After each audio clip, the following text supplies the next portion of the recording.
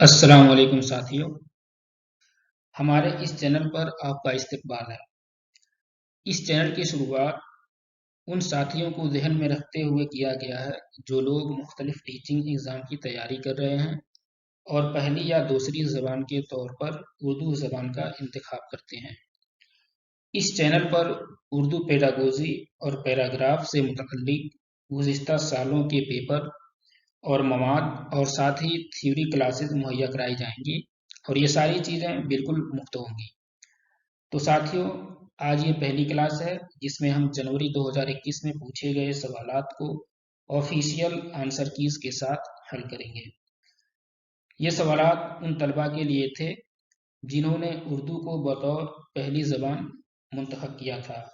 तो आइए तो आइए साथियों, अब हम अपने क्लास की शुरुआत करते हैं और आपके सामने ये पहला क्वेश्चन है। इसको बगौर पढ़िए और जवाब ढूंढने की कोशिश कीजिए। सवाल यह है कि दर्ज झेल में से कौन कवायद पढ़ाने का एक मौसूर तरीका है। इसके चार ऑप्शन दिए गए हैं। पहला ऑप्शन, मिसालों के साथ कवायद के उसूलों की तदरीस। दूसरा ऑप्शन, मतन का तर्जमा करते हुए कवायद के उसूलों की तदरीस। तीसरा ऑप्शन, कवायद की मखसूस किताब की मदद से कवायद की तदरीस। चौथा ऑप्शन, कवायद के उसूलों की दरियाफ्त में मुआविन सियाक में कवायद की तदरीस। आपसे गुजारिश है कि सही जवाब का इंतखाब करें।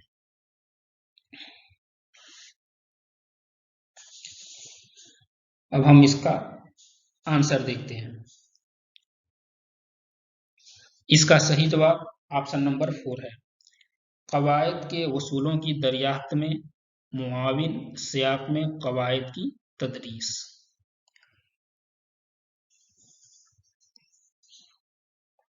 अब हम दूसरे सवाल पे चलते हैं। सवाल नंबर 2 है, समाजी तआमुल। समाजी तआमुल के तसव्वुर का ताल्लुक किससे है। इसमें 4 तालीमदानों के नाम दिए गए हैं, उनमें से कोई एक ही सही है। सही जवाब का आप इंतखाब करेंगे। पहला नाम है पनीनी, दूसरा नाम है स्कैनर, तीसरा नाम है वाइगोट्स्की, चौथा नाम है कोलबर। तो आप जल्दी से सही जवाब का इंतखाब कीजिए।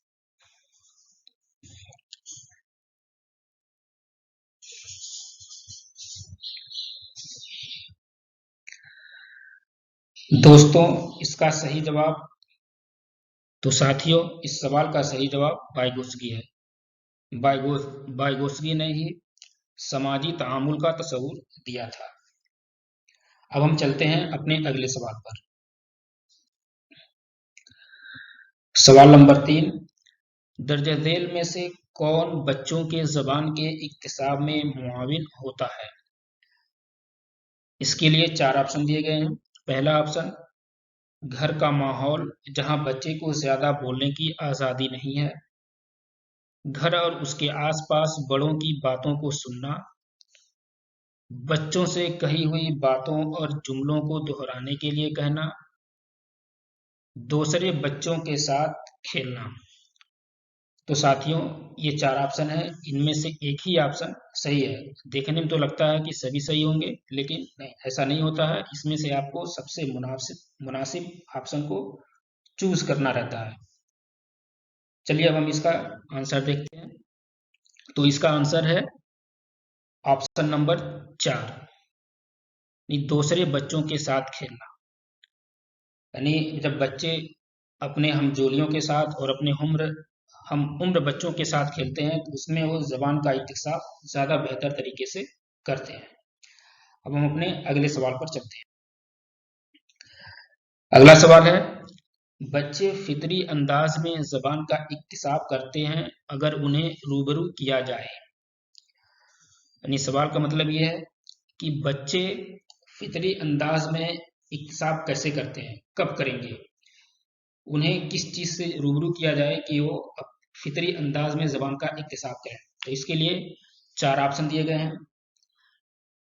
पहला ऑप्शन है, एक वक्त में सिर्फ एक जबान के।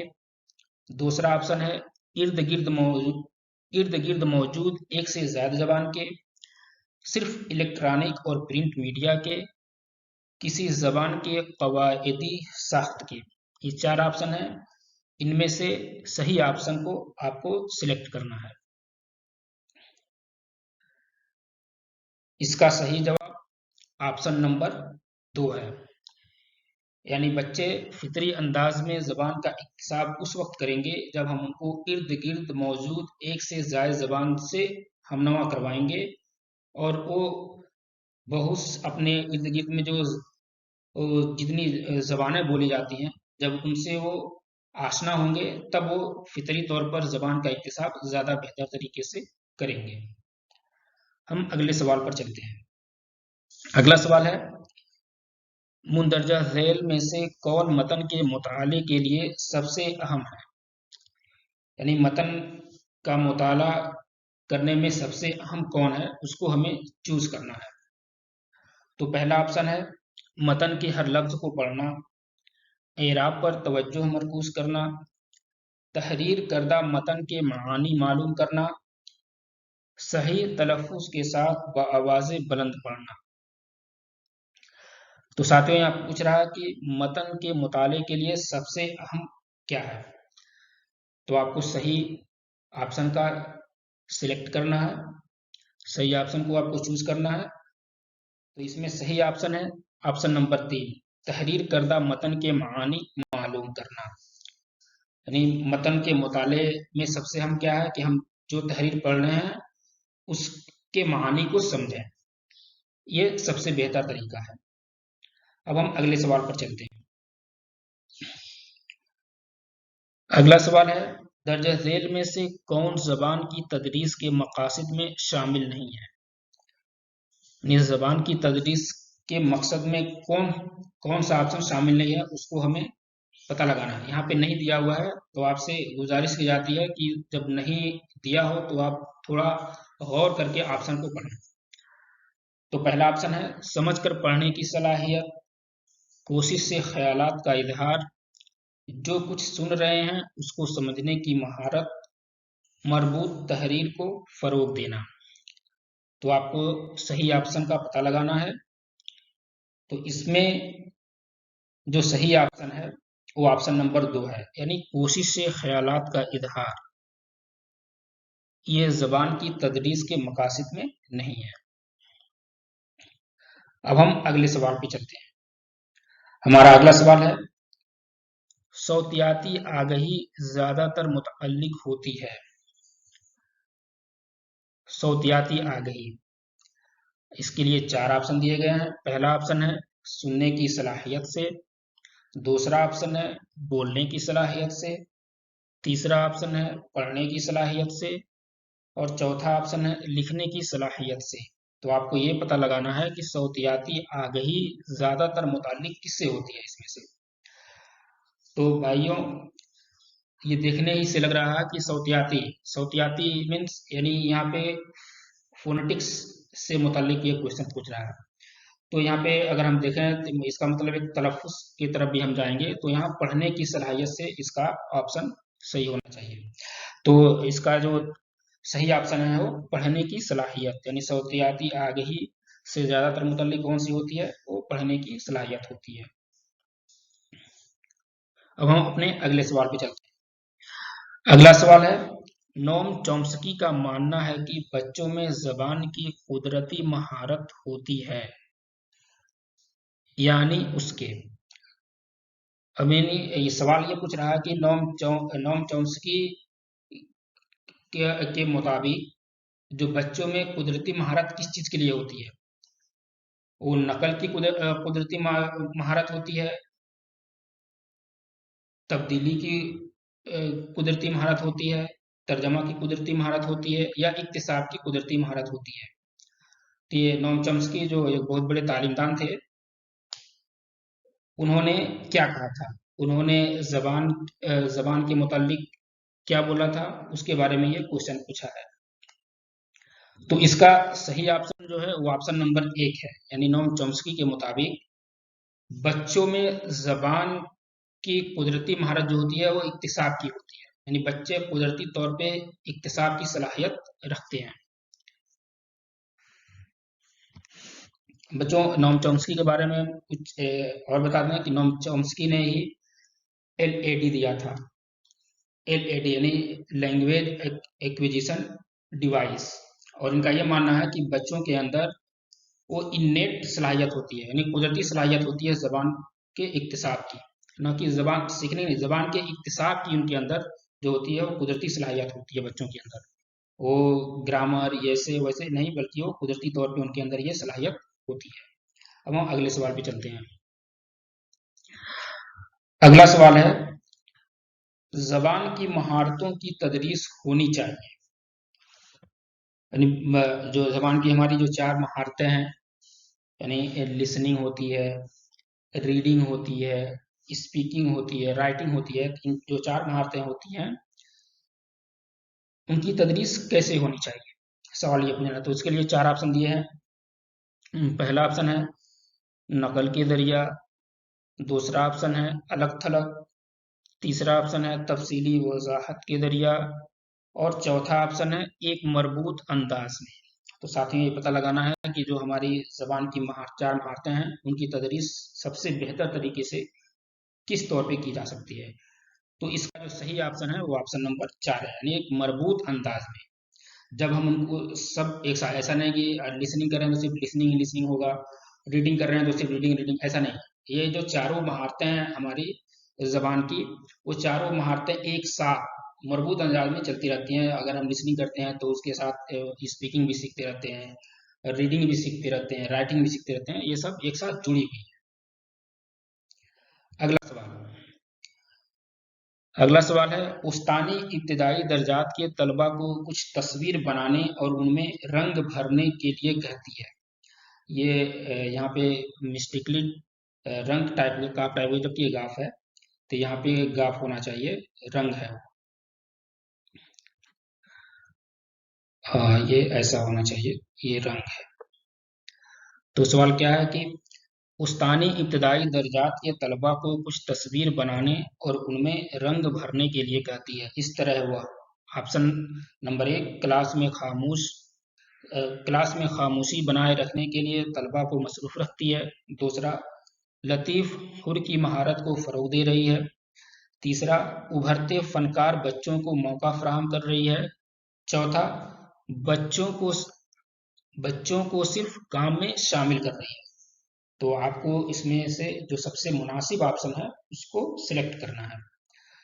तो साथियों, इसमें सबसे जो मुनासिब ऑप्शन है वो है 2 नंबर, यानी लतीफ़ हुर की महारत को फ़रोग़ दे रही है। अगर उस्तानी बच्चों से तस्वीर बनाने और उसमें रंग भरने के लिए कहती है तो इसका मतलब ये है कि वो लतीफ़ हुर की महारत को फ़रोग़ दे रही है। अब हम अपने अगले सवाल पे चलते हैं। अगला सवाल है, दर्ज झेल में से कौन से अमल जबान के बोलने की महारत को फ़रोग़ देने में सबसे ज़्यादा मुआविन होंगे।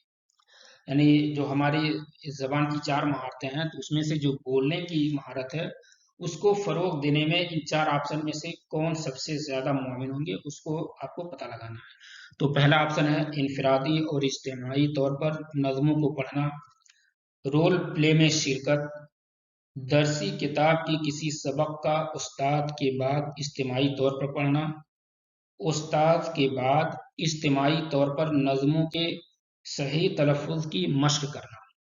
तो साथियों, इसमें से सही ऑप्शन को पता लगाना है। तो हम देखते हैं कि इसका सही ऑप्शन क्या है। तो इसका सही ऑप्शन है ऑप्शन नंबर 2, यानी रोल प्ले में शिरकत। बच्चों की जो बोलने की महारत है उसको अगर हमें फ़रोग़ देना है तो उसमें हम रोल प्ले के जरिया ज़्यादा कोशिश कर सकते हैं। यानी रोल प्ले इसमें एक इफेक्टिव और बहुत ही मुतासिरकुन जो हिस्सा होता है वो अदा कर सकता है। बच्चों के जो ज़बान की जो बोलने वाली महारत है उसको फ़रोग़ देने में रोल प्ले एक बहुत ही अहम किरदार अदा कर सकता है। अब हम अपने अगले सवाल को देखते हैं।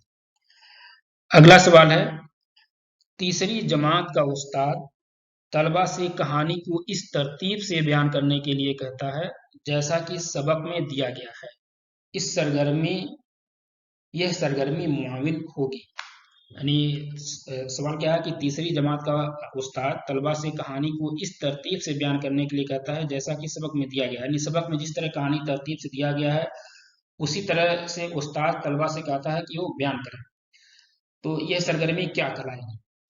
इसका पहला ऑप्शन है इबारत को समझकर पढ़ने में। दूसरा ऑप्शन काबिल फहम मवाद में। तीसरा ऑप्शन लिखने की महारत के इजाफे में। और चौथा ऑप्शन तलबा के बात करने के वक्त के इजाफे में। तो इसमें से जो सही ऑप्शन है उसको पता लगाना है। तो इसका सही ऑप्शन जो होगा वो होगा ऑप्शन नंबर एक, यानी इबारत को समझ कर पढ़ना। यानी बच्चे जो भी पढ़ रहे हैं ऐसा नहीं बस ऐसे ही पढ़ते जाएं उसका मीनिंग नहीं समझे, तो इससे कोई फायदा नहीं होगा। तो बच्चे जो पढ़ रहे हैं, जो भी कहानी है या जो पैराग्राफ उनके सामने है, जो किताब पढ़ रहे हैं, जो इबारत पढ़ रहे हैं उसको समझ कर पढ़ें, तो उनके लिए ये ज्यादा मुफीद होगा। अब हम अगले सवाल को देखते हैं। तो साथियों हमारा अगला सवाल है, दूसरी जमात का उस्ताद क्लासरूम में रखी हुई चीजों पर पर्चियां चस्पा कर देता है। तहरीर करदा लफ्ज असल चीज से मरबूत करने में तलबा की मदद करते हैं। इस तरह की सरगर्मियां तलबा की किस सलाहियत को निखारने में मुआविन होती हैं? मतलब सवाल का मतलब ये है कि कोई क्लासरूम है, उसमें बहुत सी चीजें रखी होती हैं, जैसे टेबल रखा हुआ है, ग्लोब रखा हुआ है, चेयर है, ब्लैक बोर्ड है, पेन है, बुक्स हैं, ये जो भी चीजें रखी हुई हैं उस पे क्या करता है एक उस्ताद, छोटी छोटी पर्चियां बनाता है, उस पर उनका नाम लिखता है और फिर वो ले जाके उन पे चिस्पा कर देता है। और जब वो चिस्पा कर देता है तो अब ये सवाल ये पूछ रहा है, अगर कोई टीचर इस तरह कर रहा है तो वो बच्चों में कौन सी सलाहियत को निखार रहा है, बच्चों के अंदर की किस सलाहियत को वो निखारना चाहता है इस तरह से करके। तो इसमें जो ऑप्शन दिए गए हैं, पहला है कवायद, यानी क्या वो इस तरह करके बच्चों के कवायद की सलाहियत को निखार रहा है। या दूसरा ऑप्शन जो है वो तहरीरी महारत, यानी बच्चों के अंदर जो तहरीरी महारत है उनको निखार रहा है। तीसरा है ज़ख़ीरे अल्फाज, यानी वो बच्चों के अंदर ज़ख़ीरे अल्फाज की सलाहियत को निखार रहा है। चौथा जो ऑप्शन है वो है लिखावट, यानी वो ऐसा करके वो बच्चों में लिखावट की सलाहियत को निखार रहा है। तो आपको ये पता लगाना है कि अगर कोई उस्ताद इस तरह से कर रहा है तो बच्चों के अंदर के किस सलाहियत को निखारना चाहता है, वो ऐसा करके वो क्या करना चाहता है। तो आपसे गुजारिश है कि इसका सही जवाब दें और इसका सही जो ऑप्शन है उसका इंतखाब करें। तो साथियों जो इसका सबसे सटीक और सही ऑप्शन है और मुनासिब ऑप्शन है वो ज़ख़ीरे अल्फाज है। यानी बच्चा अगर बहुत सी चीजें रखी हुई हैं, जैसे टेबल है, टेबल पे वो एक पर्ची पे टेबल लिख के उस टेबल पे चिस्पा कर देता है, या ग्लोब है, ग्लोब पे ग्लोब लिख के चिस्पा कर देता है, कॉपी पे कॉपी लिख के चिस्पा करता है। तो इससे क्या करना चाहता है छोटे बच्चों के अंदर, वो उनके जो अंदर ज़ख़ीरे अल्फाज की सलाहियत है उनको निखारना चाहता है। इससे उनके अंदर क्या होगी, ज़ख़ीरे अल्फाज के में बढ़ोतरी होगी, उनमें इजाफा होगा, अल्फाज वो ज़्यादा से ज़्यादा अल्फाज से मानूस हो पाएंगे। ऐसा अगर कोई टीचर ऐसा करता है तो उससे बच्चे क्या होंगे, ज़्यादा से ज़्यादा अल्फाज से वो मानूस हो पाएंगे।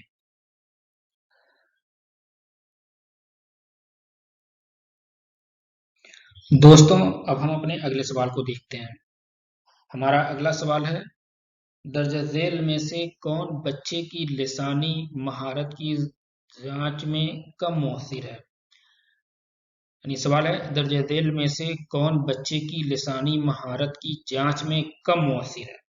यानी अगर हम बच्चों की लिसानी महारत का जांच करना चाहते हैं तो जो नीचे दिए गए ऑप्शन है उनमें से सबसे कम मुअस्सिर कौन सा तरीका होगा?